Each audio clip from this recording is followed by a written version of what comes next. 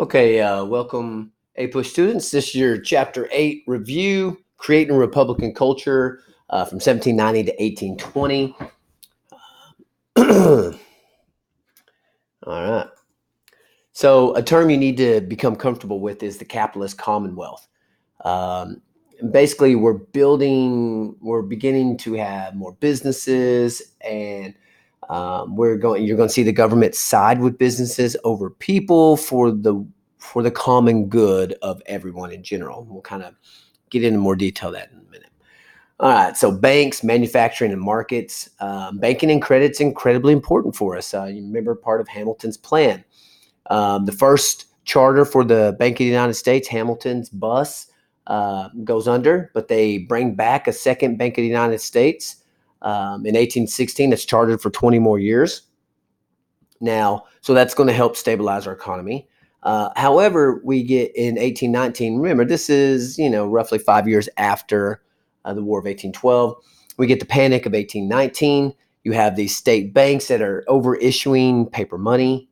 As you know, that's going to lead to inflation and things like that. You also have over speculation on new Western land, part of the Louisiana territories and stuff. And people are borrowing money to buy land, thinking that they're going to be able to turn around and sell that land at a profit.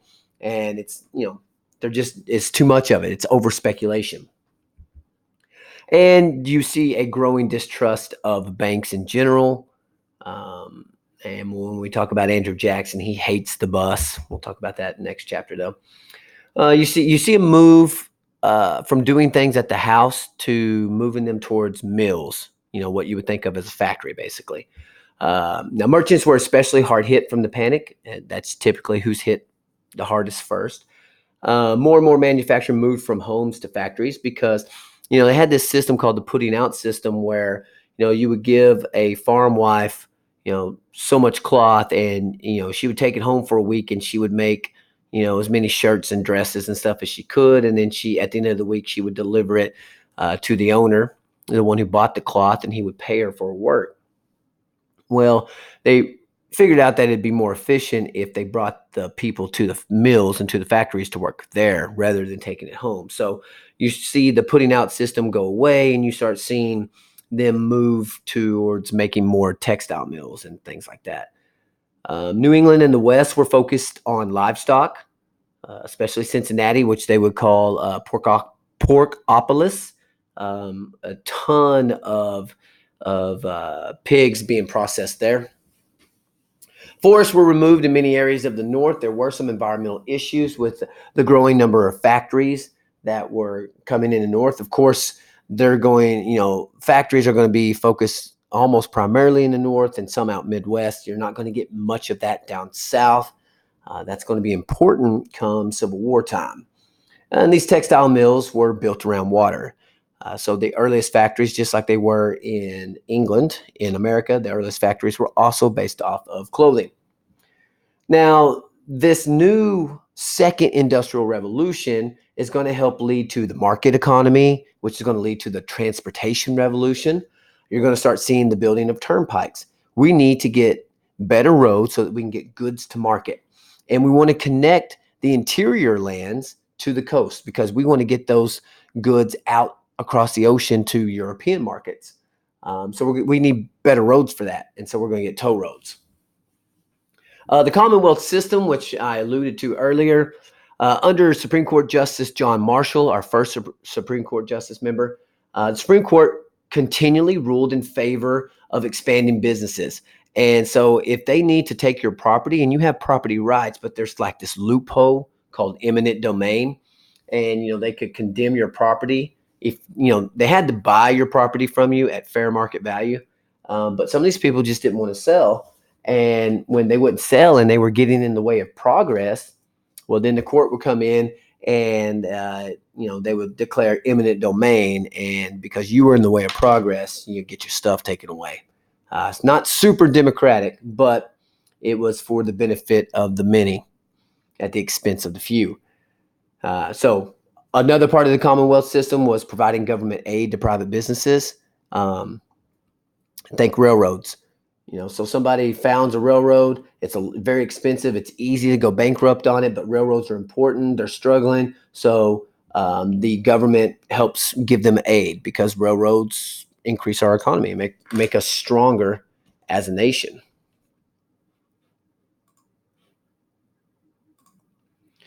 Now we're going to try to move towards a more democratic Republican culture, and we are. That's kind of the story of America, is that we keep working on democracy. We keep giving more people rights and more rights in general. Here, early on, the opportunity and equality is mostly for white men.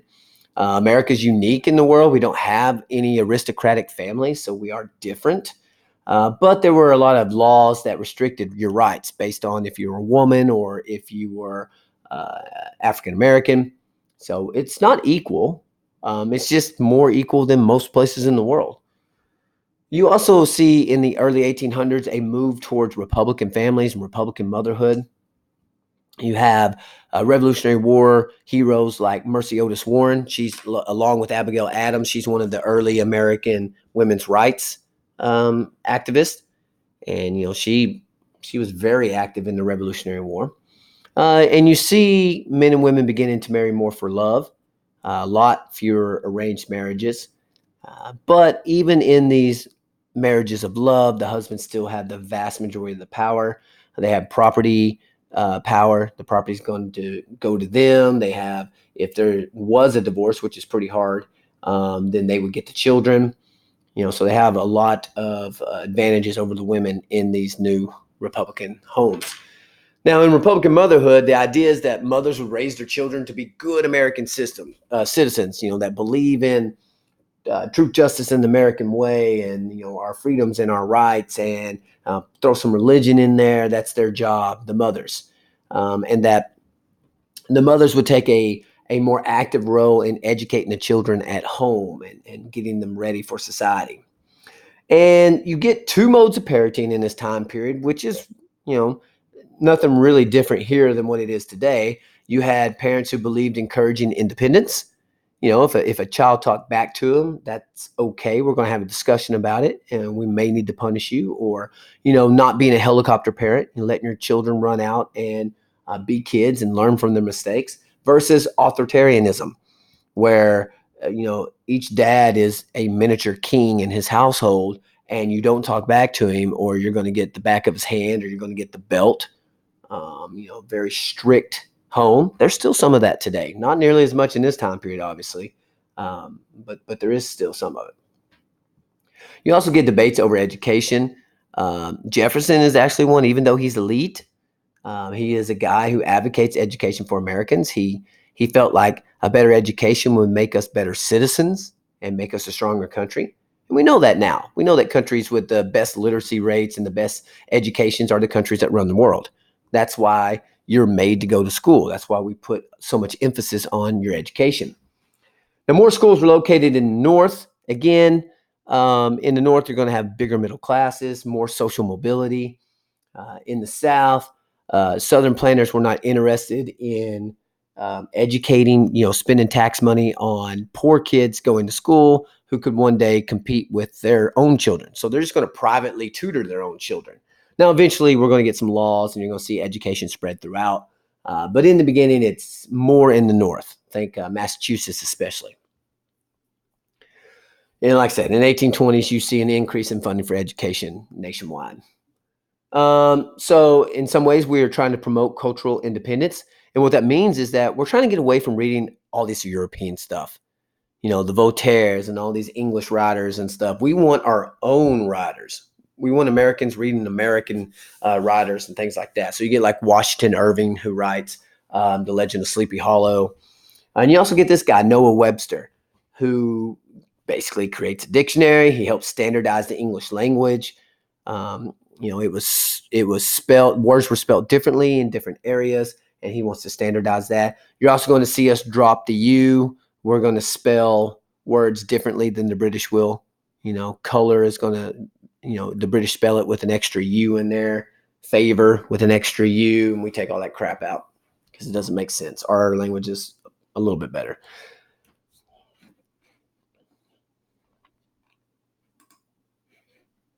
All right. Now, the American Revolution, of course, has an enormous effect on slavery and how it's viewed in people getting their freedom anyway, and kind of the birth of abolition. Now, thousands of slaves gained their freedom via the British during the Revolutionary War. The British knew that it weakened, especially the South, when they freed their slaves. So there were plenty of slaves that were freed by the British as a way to punish us. You also got manumission and gradual emancipation. Manumission was a voluntary freeing of the slaves by their owners. In some cases, it was because the slaves, the profits weren't high enough, so they would just free their slaves because they were tired of paying for them. There were some that took on Republican ideas and they felt like it was wrong to have slaves. And so you would get manumission. So there were a lot of different reasons for it. It's pretty complicated. Now, Quakers, as well as Enlightenment thought, logic and reason, personal property and pursuit of happiness and all this stuff, those ideas would challenge slavery and really be the birth of abolition. Now, the blacks that were free, it didn't mean that life was fantastic for them. They still faced significant discrimination in the North, in the South, everywhere. And in some areas, of course, in Virginia, they're going to defend against, or defend slavery.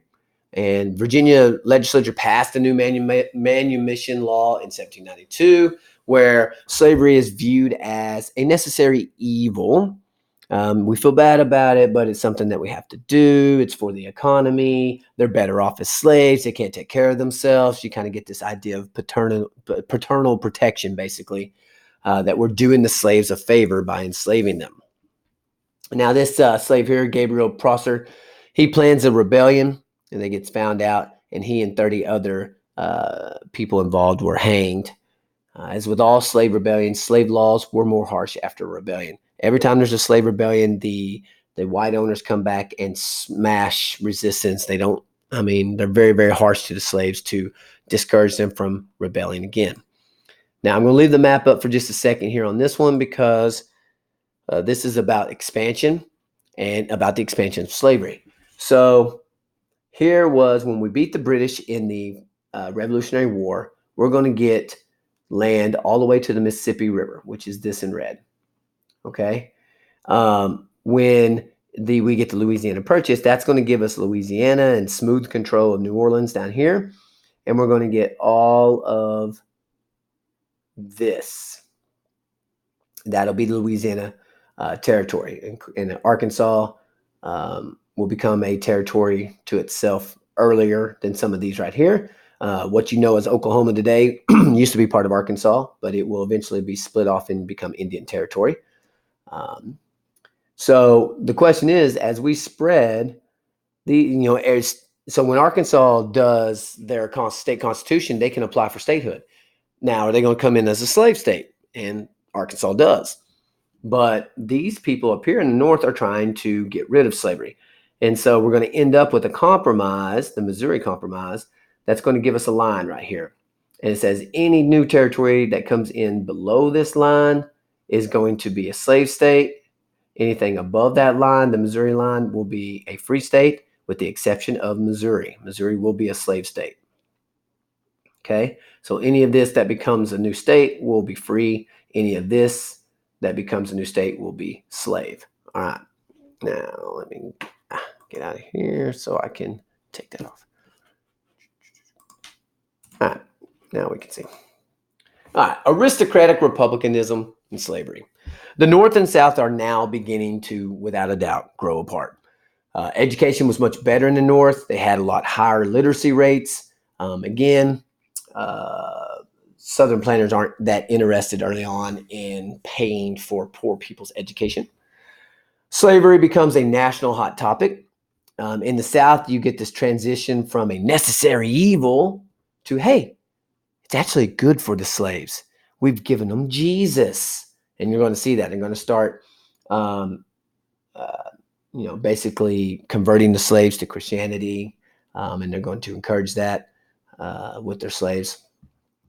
Southern dominance in the federal government early on protected slavery. You have all these Southern presidents. You have a lot of Southern senators and representatives because there's good, areas like Virginia have high population. but it's beginning to become a problem.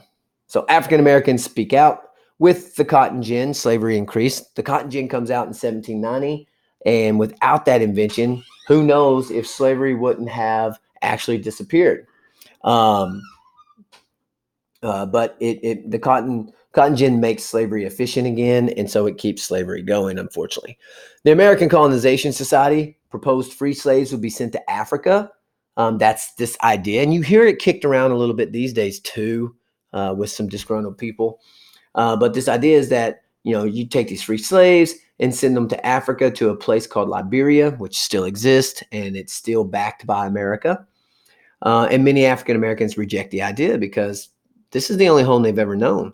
They may be third, fourth, fifth, sixth generation slaves, and they don't know anybody back in Africa, especially this one area. They may not even know their clan that they were originally from. So they're not real enthused with the idea of being shipped off to Africa. You start seeing the development of black churches. And, when most of the slaves came over early on, they were Muslims, but now they have converted and most of them will be Christians. We get a Missouri crisis, like I said, the expansion of slavery into new territory. I took you through this.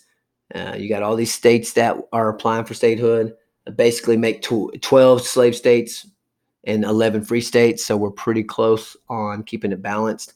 You actually get sister states. So like Arkansas becomes a state in 1836, and its sister state that comes in to balance it out, the free state, is Michigan in 1837. So for a while there, for each slave state that came in, they wouldn't let a slave state come in until there was a free state to balance it.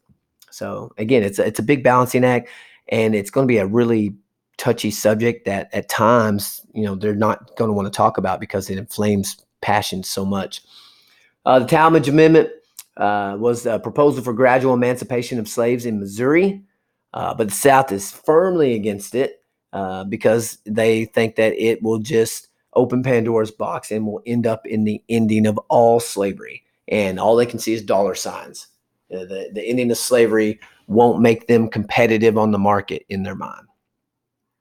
So the solution here, they make Missouri a slave state, and they form a new free state called Maine. They take territory from Massachusetts, and they make Maine, and they add it as a free state. So now we're 12 slave and 12 free states. It keeps it balanced. And the Missouri Compromise line comes in. Slavery is prohibited above 3630, okay, in the future. All right. Protestant Christianity as a social force, like I said, we got religious freedom. Jefferson's bill for establishing religious freedom inspired the First Amendment, and you see a lot more Protestant denominations, which is great because it ensures that there's not just going to be one or two churches that become established churches like you have in Europe, especially like the Church of England over in Britain. Virginia even outlaws religious requirements for office, so you're starting to see a lot more of that separation of church and state that we're very fond of. And the idea is of voluntarism. The funding of churches comes from its own members, passing around the offering plate. You're not going to get tax breaks from the government if you're a church, and the government isn't going to prop you up if you're a church because we have separation of church and state. Evangelical, Methodist, and Baptist churches in this time period gained huge numbers of members, especially during something called the Second Great Awakening. You get a lot of these revivals, and Baptists and Methodists, people flock to those religions. They're seen as very accommodating Christian religions or denominations. And so the spread of Christianity is going throughout the United States. You have these emotional meetings, these revivals. You sometimes have 20,000 people at these revivals, and you get a new religious landscape inspired by people like George Whitefield. Preachers would increase their conversions because of how lively they were. Now, as far as Black Christianity goes, they have turned to Christianity, but with their own spin. Many saw themselves as being very similar to the Israelites that were enslaved to the Egyptians. And so Moses takes on a very important role in Black Christianity. They see him as very important to them. So they're going to use Christianity as a reason why they shouldn't be slaves anymore. It's going to take the war to get to that point, but they're going to try for it. All right, Unitarians. These are people who believed in rational thought. And then you had also a lot of churches in this time period that are rejecting the old Calvinist predestination, the idea that at the beginning of the time, God has already chosen who would be saved and who would not. People just don't like that idea. They want to think that their good deeds will earn them something. The Second Great Awakening encouraged people to better the world. Christians begin, thinking of it as their Christian duty to make the world a better place. You get women with new religious roles in this time period. You get Mother Ann Lee. You'll need to know her. She is going to be head of a utopian group outside. Now, these utopian groups, we'll talk about them more in the next chapters. They leave society because they don't agree with society and go out kind of into the wilderness. And the Shakers were the group founded by Mother Ann Lee. And they were called the Shakers because of these wild and crazy dances they would do. And in the utopian society, they promoted celibacy and women's rights. So basically seeing sex as shackles for women. So we're going to be celibate, and that in their society, women are going to have all the rights of men. Women do gain more of a public presence. They're slowly gaining some. They gain some rights in churches. The old gender segregated prayer meetings ended in the early days. Men went at one time and women went at another. All right, that's ending. We're going to have mixed congregations. You had Mother's Magazine come out, which taught Christian women how to raise children. Remember, that ties in with Republican motherhood. And then you get Emma Willard, who was an outspoken advocate of education for women. So you are starting to see women, they know that education, that knowledge is power, and they need to get their hands on education if they're ever going to be able to compete with the men. All right. Our recap: Republican motherhood, marrying for love, but still the idea that you will be cooking, cleaning, and raising the kids and teaching them to be good American citizens. Slavery has now transformed from a necessary evil to actually a positive good. You get the Talmadge Amendment and the Missouri Compromise, which is how we're going to try to deal with new states coming into America, whether they're free or slave. With the Missouri Compromise, we got to keep that balance at 12 and 12. The Second Great Awakening, the religious aspect, we're going to get a lot more Protestant dominations, especially Baptists and Methodists are going to gain huge numbers. You're going to slowly start seeing more rights for women. And the idea of your Christian duty is to make the world a better place. All right, guys, hope that helps out, and we'll see you in class.